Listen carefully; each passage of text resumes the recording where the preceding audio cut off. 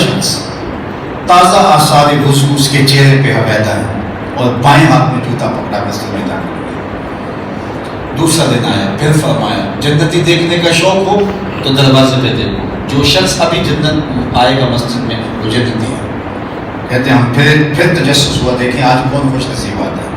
ہم نے دیکھا تو وہ کل والے بزرگ کی تشریف لائے، حالت بھی وہی، یہ جوتا بائیں ہاتھ میں پکڑا اور تازہ سارے وضو چہرے پہ علیحدہ ہے۔ تیسرا دن آیا تو پھر فرمایا جنتی دیکھنے کا شوق ہے، دروازے پہ دیکھو، پھر وہی بزرگ اسی حالت میں آئے۔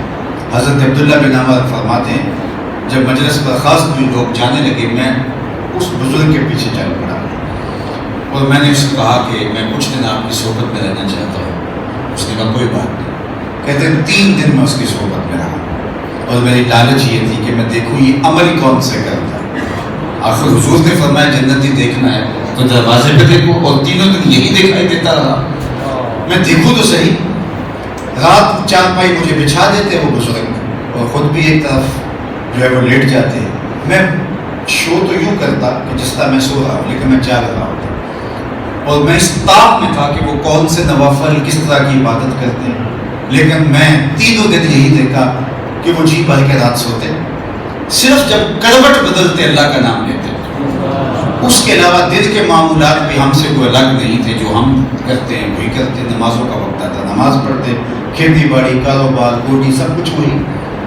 3 دن گزر گئے، مجھے کوئی ایک چیز بھی ایسی نظر نہیں آئی جو معمول سے ہٹ کے ہو۔ خیر جب میں 30 دن ان سے الوداع ہونے لگا تو میں نے کہا بزرگوں میں 3 دن اس لیے آپ کے پاس رہا تھا کہ اللہ کے محبوب نے فرمایا تھا جنتی دیکھنا ہے تو دروازے پر دیکھو، 3 دن آپ بھی تشریف لائے تو مجھے شوق تھا کوئی عمل تو ہوگا، لیکن 3 دن گزر گئے میں کچھ نہیں دیکھ پایا، شاید آپ نے اپنے اعمال مجھ سے چھپا لیے۔ تو وہ بزرگ فرمانے لگے نہیں میں نے کوئی عمل نہیں چھپایا، اور اگر تم اور بھی رکتے تو نہ دیکھ پاتے۔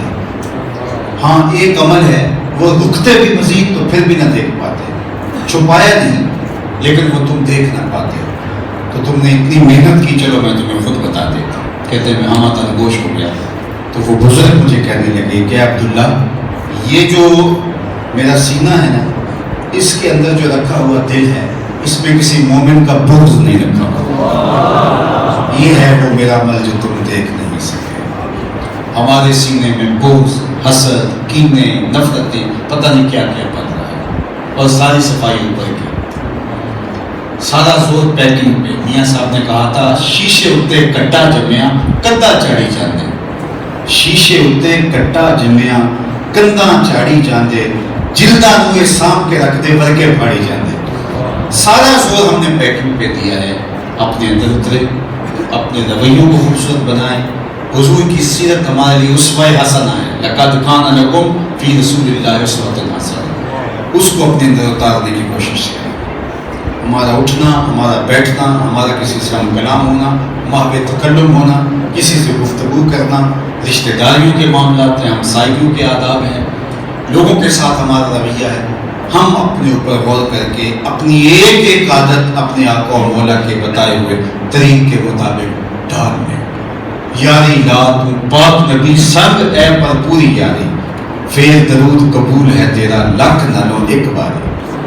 تو آئیے میں اور آپ اپنے آپ کو ان کی سیرت کے سانچے میں ڈھال لیں اور ہمارا طرز زندگی، انداز معاشرت بتائے کہ ہم حضور کے غلام ہیں۔ میرے استاد فرمایا کرتے تھے یہ نہ ہو کہ لوگ تمہیں پوچھے تم کون ہوتے ہو اور تمہیں بتانا پڑے صاحب مسلمان ہوتے ہیں، یہ دیکھو مذہب کے خانے میں اسلام لکھا ہے۔